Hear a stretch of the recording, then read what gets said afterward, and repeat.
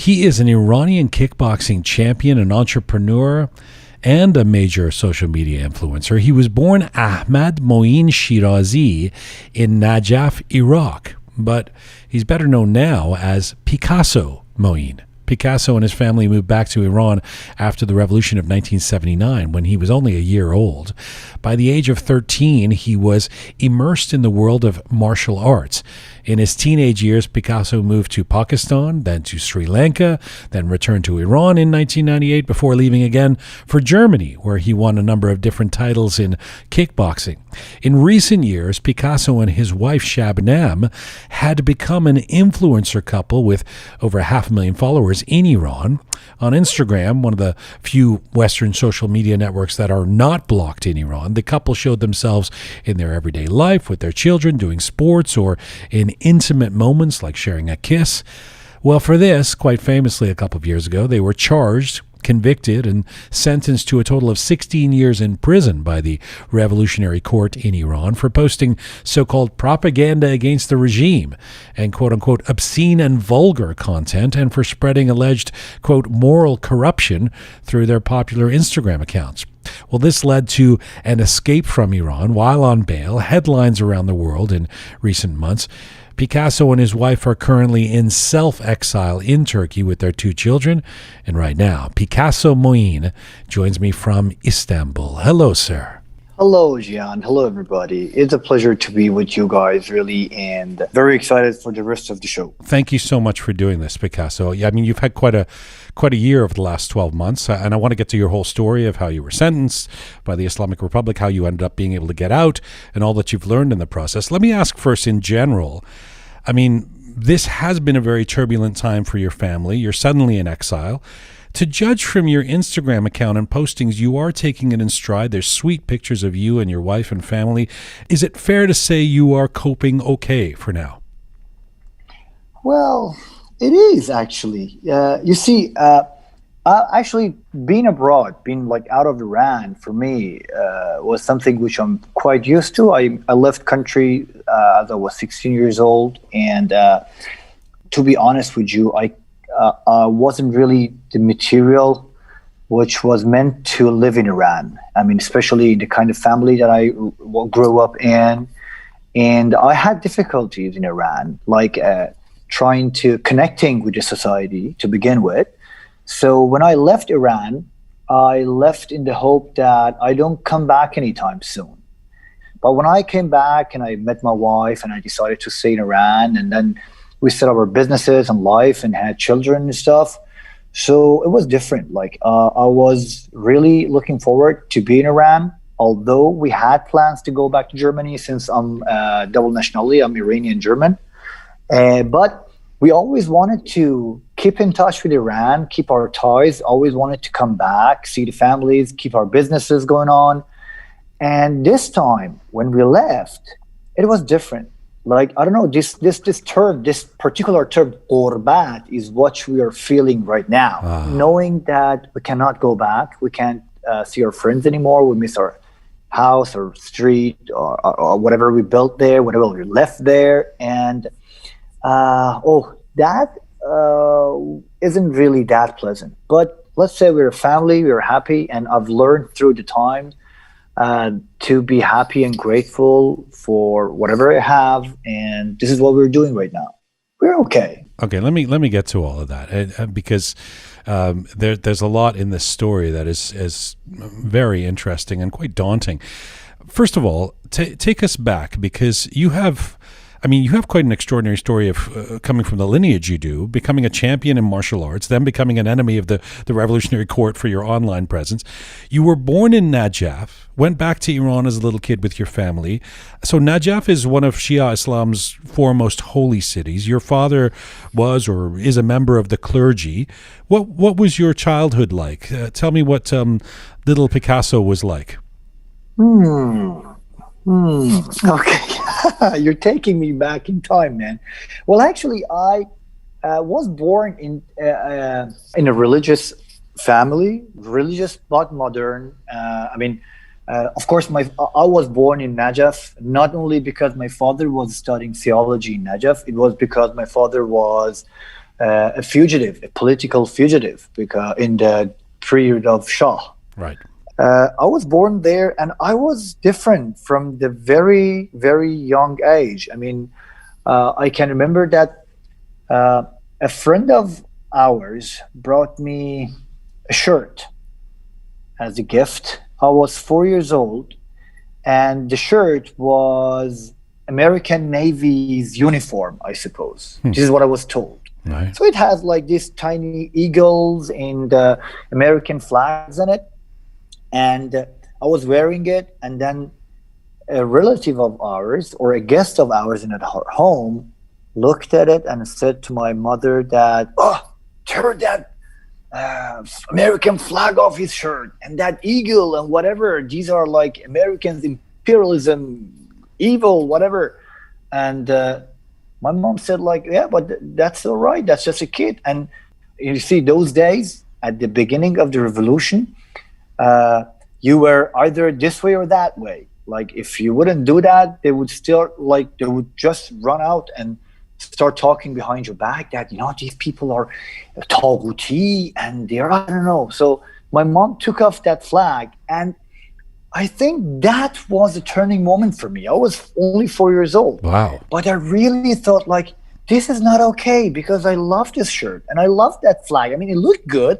I mean, since I remember, I always loved to wear bow ties or ties and things like that. In my family was a little bit odd, because my dad was a Rouhani, was an Akhund, and we were not raised like that. And my dad used to say, like, he's different, like this is in his blood. You put it interestingly a few moments ago. You said, "I am not the material meant to live in Iran." And so you knew that from a young age, that you're just out of step with at least the contemporary version of that country. Oh yeah. You see, as son of my father, I had to behave in a manner and a way which I could not. Not that I didn't want to, I could not. At the time, I was the black sheep, and I had really, really a very hard time. Friends of my father used to talk bad about me. They wouldn't let their children to play with me or interact with me. I was a bad influence, and I was a bad reputation for my father. My father was a great guy. You see, like, he had his beliefs and he had his things, and he still didn't really, really push me that hard, but he had to control me. So when it came out that I could leave country for further studies, everybody was happy. Everybody was excited. My parents, They said, like, "Oh, okay, we'll like get rid of him." It's interesting to hear you talk about your dad. I mean, a significant member of the Iranian clergy, Akhund, as you say, Mullah. I mean, this, you obviously are aware, this makes you controversial for some people. Even telling a couple of people that you're going to be coming on our show, one of them said, "Oh, he's a son of Akhund," as if you could never somehow separate yourself from that. Or, how do you react to people finding this either controversial or somehow therefore seeing you as an insider of some kind? Well, I am used to that. 30 years ago, people would see me as a traitor, as an outsider, somebody who is spoiled, who is, who is fasid, who is westernized, and has crazy ideas, dangerous ideas. And 30 years later, people think about me the other way around. I don't really belong to any group right here. I mean, I can't really connect with nobody. And actually, I stopped caring about that, because I thought, like, you can't really make everybody happy. So I decided to be what I am. I mean, I am who I am how I am, and people talk about me. As we came out, there was this reporter from VOA who wrote an article about us, and the guy didn't know a thing about me. Nothing. I mean, nothing which is written in that article is correct. I don't know where he was getting his information from, but... Like what? What was he saying? That, he's corrupted. He has had hundreds of millions of, dollars in his pocket from this organization and the other organization, which I was like, oh, where do they get these information from? I mean, what is he even talking about? And I mean, I built everything that I have on my own, because you see, in Iran, many people are unhappy and many people have economical crisis. Sure. And they can't really realize that maybe they are unhappy because of other reasons and not financials. So if you look happy, it means you're rich. You see, like Iranians at the moment, many people in Iran unfortunately think that happiness means having money. So if you're happy, you're loaded. If you're not, then I don't know. So are you rich? Actually, no. Not at all. I mean, I'm doing okay, but I'm not rich. No, not at all. No. You see, but you seem happy, so I figured you were. I'm always happy. You see, I used to literally, Right. Jian, literally, I slept under the bridge in Germany, and I still was happy. You see, I sacrificed so much for this sport. You see, I was fighting. I had a professional contract from 2000 till 2003. I used to fight with German flag, and as I made a name for myself, I turned to my promoter and I said, like, from now on, I will fight for Iran. And the contract wouldn't allow that. So I said, like, I want you to do something which it works out. And they came up with an idea, like, if I give up some of the terms in my contract, if I ask for less money, practically I can fight for Iran. And I accept it. So I lost, financially, I've lost so much for representing Iran, although in my active years of fighting, nobody in Iran knew me. Absolutely. Let me get to the fighting years, but because we'll come back to your lineage but I want to ask you about being an athlete, because by your early teens, you start getting into martial arts. Were you always an athletic kid? And what drew you in? Did you have pictures of Bruce Lee on your wall? Like, what was your, how did you get into martial arts? Actually, I was a little bit chubby, not really that athletic. One summer, I got my hands on a movie from Jackie Chan. And I watched that movie 150 times during that summer. From that moment, I decided to be a martial arts champion.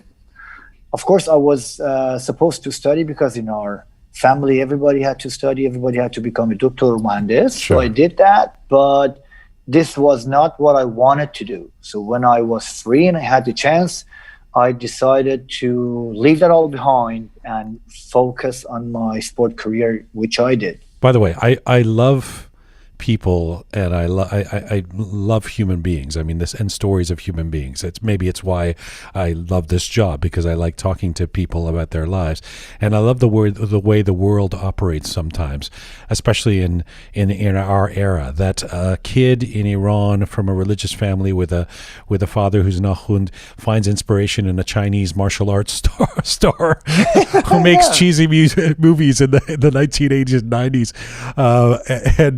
I really enjoy that idea. Let's get to your followers, because you have a huge footprint in social media. I mean, you I guess you started becoming active over the last 10 years online, and particularly on Instagram. You were still in Iran, and you become very popular and famous along with your wife Shabnam, and even later your children. How do you think what was the magic sauce where you become such an influencer with well over 500,000 followers? Okay. You see, first of all, you should know that my wife and we were really into social media that much that I met my wife through Facebook. I proposed to her on her wall. You did? When I said to my mom was first of all very happy that I want to marry, and then she said, "Son, you're an idiot." And okay, it wasn't like that. She because she didn't know about Facebook anything. I just showed her that, look, I wrote her, will you marry me? And she said, like, okay, can everybody read that? And I said, yes. And I said, son, you're an idiot. Because what if she says no? I said, like, okay, then she says no. I don't know. This is a very really 21st century story. Into social media. You didn't want to get on your knee and be lakeside or with boring. No. And then when we switched on Instagram, because everything in Iran was banned and filtered, and Instagram was the only social media existing in Iran, I don't know, like people started liking us, and I would say that maybe we had those factors. You see, I don't know, like there are a few points that you need to have in order that people like you, and maybe we had a couple of those. And people found us interesting, especially a couple who always are together, train together, like have fun, and I don't know, have kind of lifestyle that people maybe like, I don't know. But we were aware of that when we made a small trip inside Iran. Because once we traveled through Iran. We went to Tabriz, and we were doing posts on the way, and then we started like getting responses. People were asking us, "Oh, come to our place," or "Where are you?" People came on the street and they literally found us. Wow. And it was very strange to us. I said, it was crazy. I can't explain it how it was, because it was like I never felt like that before. There were people standing in the entrance of the city where there was a petrol pump, and there they saw us. They said like they were waiting for us because they thought maybe we want to tank our car here. And I said to my wife, wow, that's influence, and let's use it for good. So we started using that influence.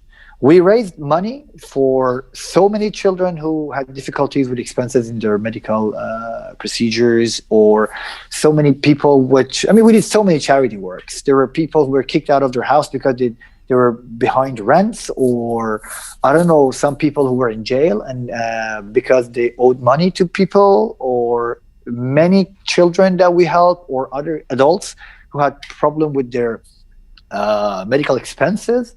And then we started doing so-called Farhang Sazi, because I think that this is something culture building that our culture really needs at the moment, because after 42 years of revolution, the people are lost. We are all lost, because we're going wrong direction.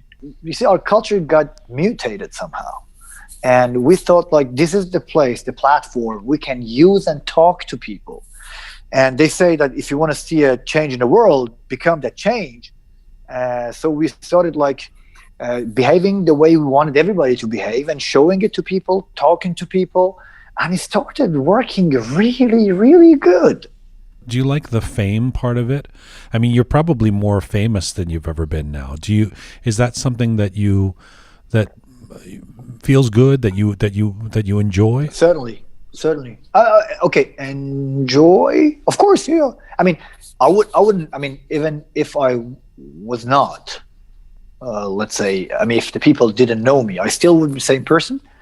And this small amount of fame didn't change me. It didn't make me different. Another person. I think it didn't.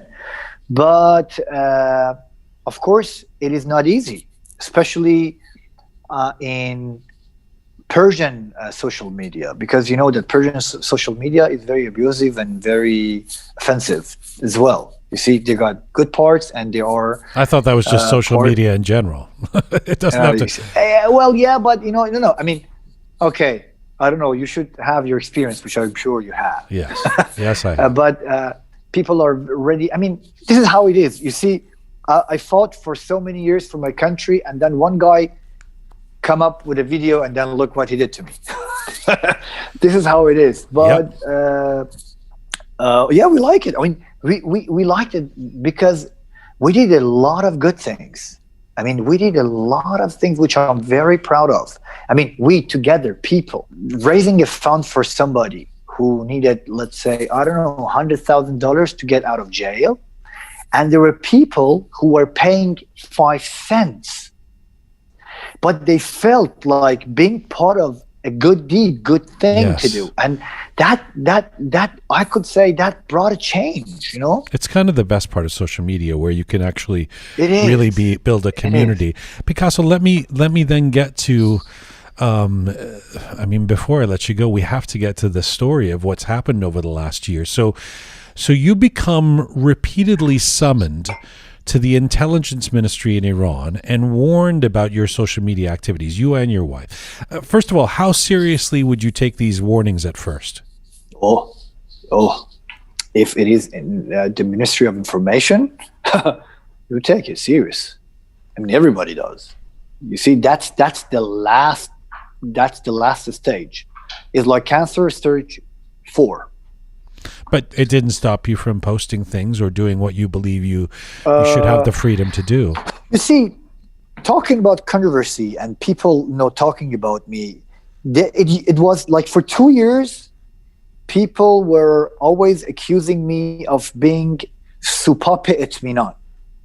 It means like you are telling all this stuff, you're criticizing the government, but you are with the government, you are with the regime, you're criticizing it so that we feel there is freedom of speech.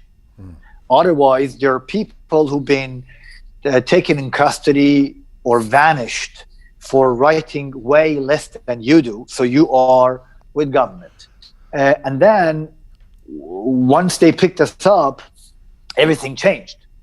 And it was a couple of young guys, young teenagers, some people who were on a boat on a lake swimming together, girls and boys.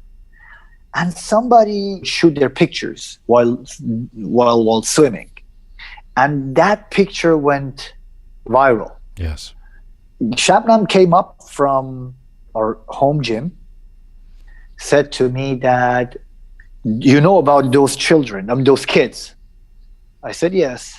He said, one of them is cousin of a pupil of mine, a student of mine. I said, okay. He said, day before yesterday, 6 a.m. in the morning, they have raided their house and picked them up with their computers, cell phones and everything, and arrested the whole family. And I said, oh shit. And he said, now keep writing whatever you're writing and always say nothing happens. I swear to God, this is the truth. She went back downstairs to the gym. 3 or 4 minutes later, I received a call with no ID color on it. And I said like, oh God.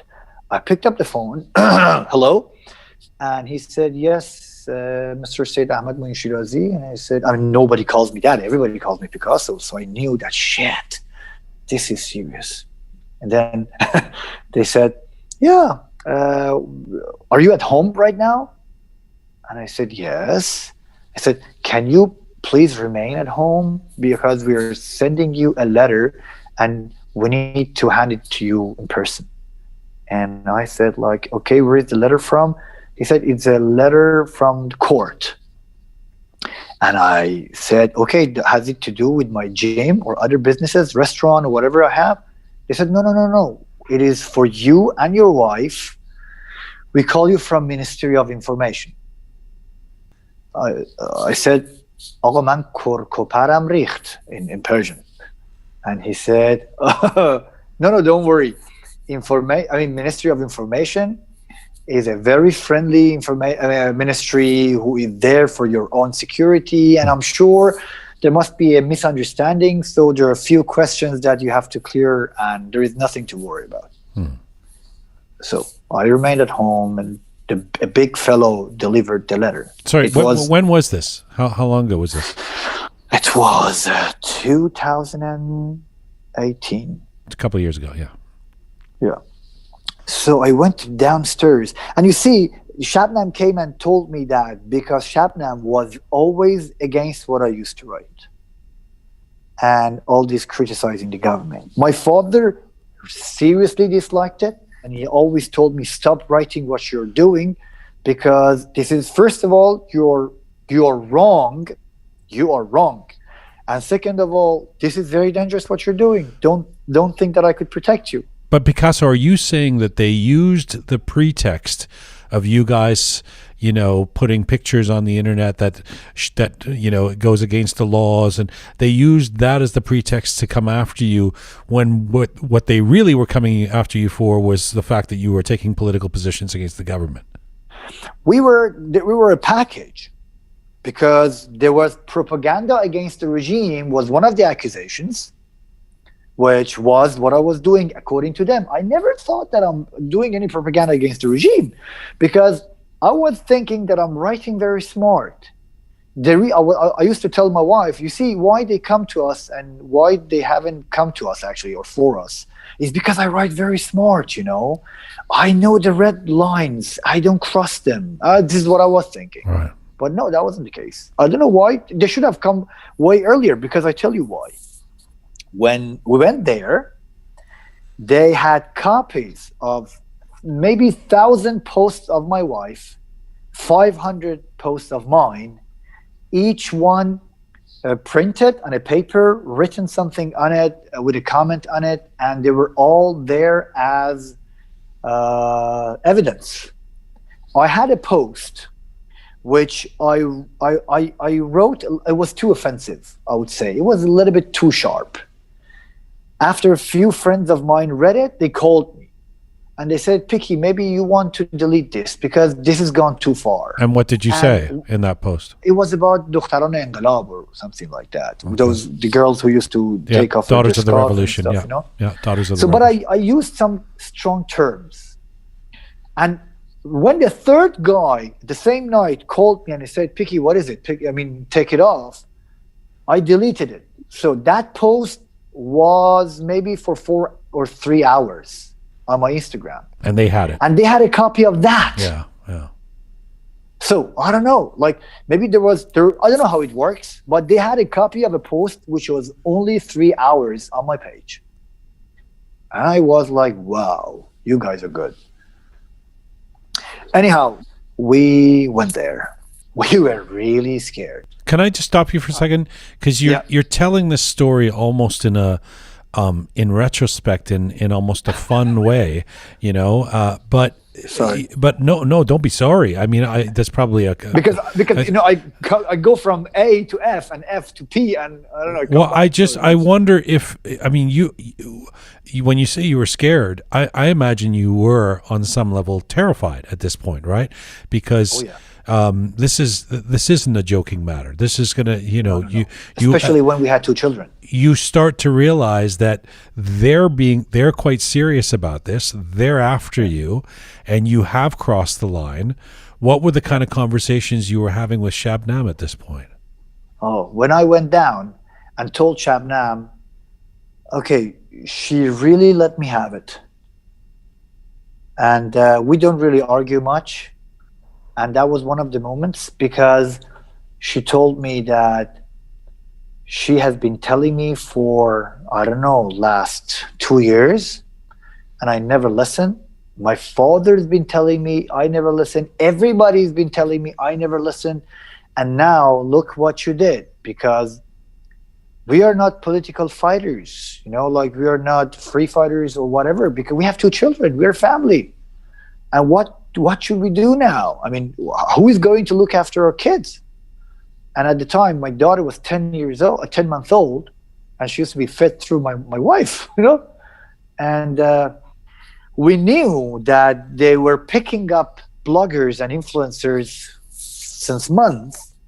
And what they used to do, they used to take their phones and take their Instagrams down and post a picture that Satade, I don't know what, it was like, this page has been seized by this authority of Islamic Republic and blah, blah, blah, blah. So we didn't take our cell phones with us. And of course, I had some conversations with Masih Ali Nejad. She used to write us sometimes that, I love watching your family and I miss my own family. And we used to write her back. She was very kind, very nice. Regular conversations. I deleted everything because I knew that they were very, they're so sensitive about her. and started, like, some political conversations I had with people. I deleted them anyway, but we didn't take our phone. And since our passwords are too complicated, we couldn't give us our accounts even if we wanted to. It sounds like you, even after you get called in, and even after you have the big fight with Shabnam, and even after you realize that this is serious, you still couldn't have anticipated that you're going to get sentenced to 16 years in prison. Just look at my page, Jian. What have I done to deserve that? We did so much good in that country. I have started so many campaigns which they have had so many fruitful results. Do you know that I pick up cigarette butts and I started a wave and campaign in Iran? And do you know how many people, thousands of people, do that in Iran? So now? Why do you think the sentence was so harsh? They were looking for examples to scare other people. The election of the parliament was close, and they didn't want anybody to take any side. They realized that we have become too influential, maybe. And of course, we were not with them. We were not enemy of, of the regime, let's say that, Of course, I don't like them. I didn't want them. I always prayed that they go, but I was never a political activist, you know what I mean? So they thought, maybe, what if one day they decide to go against us for good? For example, you see, like, after that, what happened? The government knew things before they happened. For example, a few months later, they shot 1,500 people on the streets. And maybe they knew things like that would come, and they wanted to get rid of those people who could, influence people to do something like that. Because the moment that we got out of the country, we lost that magic. Other times when I was out, I felt good. You see, I felt relieved. I said, like, okay, now I'm in a free world. Now let me enjoy, like, all the advantages of free world they can offer me for a while till I go back. And I really liked it. But this time, I miss Iran. And just the fact, I don't know if you saw the video of Shabnam and her mom, yes, you would know how I feel now. I mean, just the feelings that if you want to go back, you can't. I wouldn't even eat lunch if I have to. You know what I mean? Although I would tell you that there are many, many, many, many of us in the Iranian diaspora who still have family in Iran, and who know that we cannot return there. We cannot even visit there. So I get how it feels. What do you believe the next step in your journey is? Do you see yourself staying in Turkey? Are you going to come to North America? Are you going to continue being an influencer? Question. What is the next step on the journey of Picasso? We wanted to go back to Germany, since my children are German citizens as well. And I see Germany as my second home. I speak their language and they're always welcome. I have many good friends there, and the Germans have been always very kind to me. But when we came to, these few days that Shabnam was staying here with kids, when I came, I decided to stay for a few days to get a relief in our head. And I realized that, wow, this is a great city. We fell in love with the city. We decided to stay here. But I'm not sure if forever. And going back to Germany, we went once to Germany, and all of a sudden everything looked different, with 2 children going, and imagine that we don't have that kind of financial stat that we used to have. The kind of life that I can arrange for my children here is way better than what I could offer them in Germany. I hope you take care of yourself. I hope you stay safe. Regards to Shabnam and your kids. And again, I look forward to talking soon. I know I talk too much. Everybody tells me that, and you were a very good listener. I really appreciate the time. Thank you so much, and Khodafis. دمت گرم داداش. خداحافظ. Picasso Moin, an Iranian kickboxing champion, an entrepreneur, a major social media influencer, now living in exile with his family in Turkey. Picasso joined us from Istanbul.